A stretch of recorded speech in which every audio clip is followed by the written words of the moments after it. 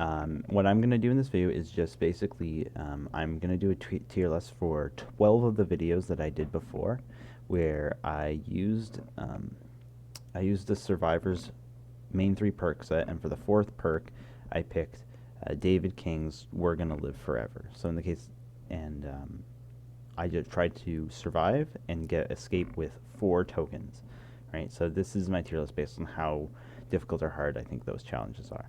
Obviously, I don't have all the survivors in here, right? There's some survivors like Fang Min where I have like and Yui where I have a single perk from them from the Shrine of Secrets or tap, right? But I can't do the full build with them. So this is just based on the ones that I've done. Okay. So to start it off, you can get tokens in We're Gonna Live Forever. One of the ways to do it is through getting a safe hook rescue.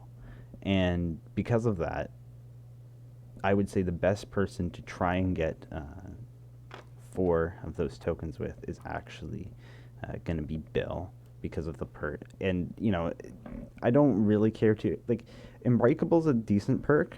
Don't really care for Left Behind Steerable, but I think Borrowed Time is probably the best perk in the whole game.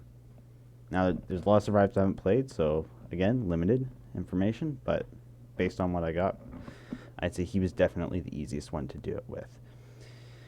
Okay, so the next person that I would say was pretty good to do it with would be Claudette. So Claudette has the perk Empathy, and so because you can see so far away, 128 meters, and you can see people who are injured, you have a pretty good idea of who's going to go down. So it gives you time to prepare for getting that unhook. So, like, one thing that can stop you from getting an unhook is if,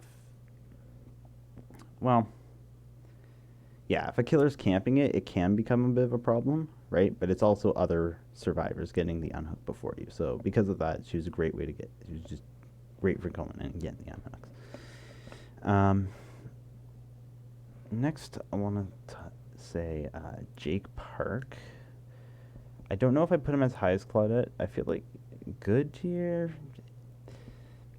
See, you can also get protection hits too, which you know, which there's 2 ways you can get protection hits. One way is that if you're near a survivor who's injured and you're like, and you take a hit from the killer, if you're close enough, you'll get a protection hit. But you can also do it if the killer is carrying a survivor and you just walk in their path and just make them hit you, right?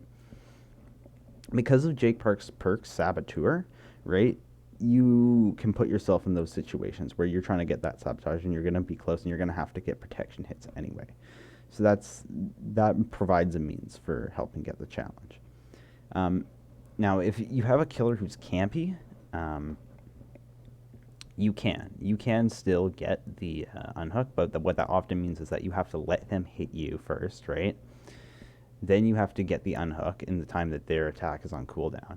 And then to make that hook rescue safe, you have to take another protection hit, which basically means you've downed, because you already had to take one just to get it from the campy killer. Now, what's good about this is you'll get 2 tokens for We're Gonna Live Forever. 1 for the safe unhook and 2 for the protection hit, but it's not too ideal. So I'm going to say David King. So when I did this, I was basically just doing an adept data vid. I only had 3 perks. Because of No Mither, it was pretty tricky for him. Granted, We're Gonna Live Forever is his perk, so do I want to put his bad tier?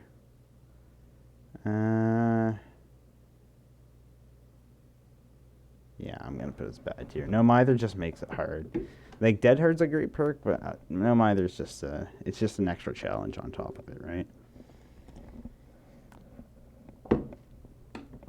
Okay. Because of renewal, and I'm gonna say Steve. Steve, I was pretty quick with. I'd put him with. Yeah, I'd say I'd put his good tier. Renewal. There's a little incentive for getting unhooks. Same with David Francis, I would say. Or sorry, Adam Francis. Where is Adam? Where are you? That's Tap.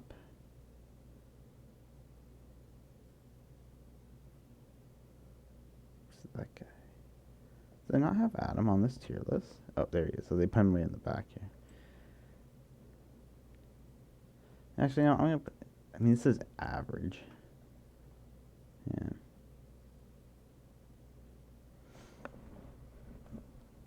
Meg, Meg, I wasn't a big fan of getting it with. And the reason is trying to save sprint burst. You often find yourself walking around the map, which means you can't get to the unhooks fast enough. So I'm gonna put him as bad tier. Dwight took me a while. I eventually got it, but there was a friendly killer. So, um, yeah, I did have a friendly killer with the Jane Romero build too. So I'm gonna put them both in bad. Bad, and where's Jane? Jane. Okay. Nia, I would say is good. I think balanced landing provides a solid escape after. Not that you really need. Okay, balanced landing didn't really matter, but I think it's the urban evasion was just good for trying to get the stealth on hooks when you're just crouching right next to the survivor. So a little bit of the same kind of sneaky plays that you would get out of Jake. So 1, 2, 3, 4, 5, 6, 7, 8, 9, 10. So I have 2 more to go. Who do I not have in here? I don't have Nancy Wheeler.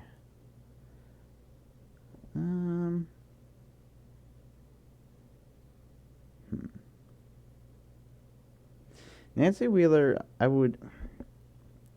You know what? Her I actually did get pretty quickly. And this is why I'm going to say I think that she can be good at the challenge. So I mentioned before, if the killer's campy, right, you often can just make a trade with the survivor who's on the hook and you get 2 tokens. Now you can do that, but what that means is if you do that twice to get your 4 tokens to escape, you cannot get caught out any other time in the game. And Nancy is a survivor that I would say is very good for, well, pretty much for self-preservation, right? One thing is she has self-aware, so being able to see her own scratch marks gives her, puts her along with this whole stealth class. The ability to heal herself in a locker, also quite good. And then last, who do I not have in here? Jake. Oh, Michaela. I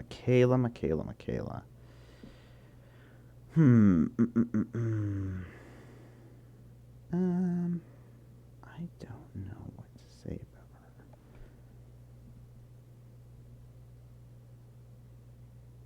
her. I'm gonna put her in good tier, or I'll put her in great tier, and the reason is just because boons are very meta right now. I'm not a huge fan of clairvoyance, and it's great for countering killer hexes too.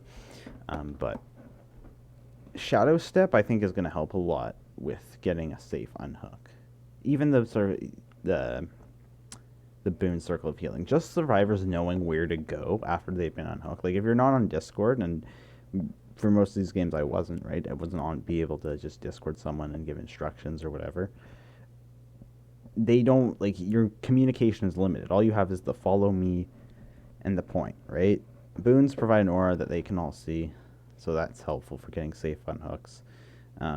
Healing helps with taking more protection hits. You always have a quick way of healing up, so you don't even have to get unhooked. You can just run and take free protection hits every time the killers pick someone up. There's a lot of ways you can get it with her. And I think, no, I'm missing Jonah too, right? Yeah. 1, 2, 3, 4, 6. Huh. This thing says 12 videos in this playlist, but I got 13, don't I?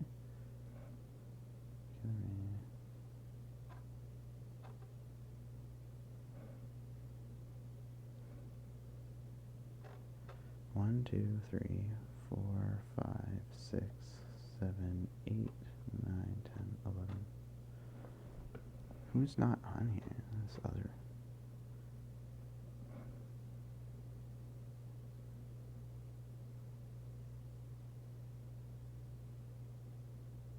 Or maybe I just haven't made one with Jonah yet. Oh, jeez. Huh, I thought I had done them all.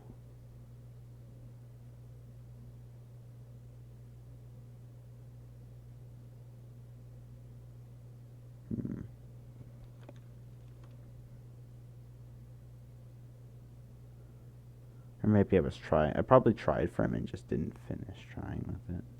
I don't know. Okay. Well, corrective action um, doesn't really help. I would say with getting protection hits, getting the killer to drop the survivor or flashlighting or anything like that. It's more of a stealthy thing, but it doesn't help you stealth around a hook, right? It helps you just not get noticed far from the other side of the map from a generator blowing up because the person you were pairing it with messed up their skill check.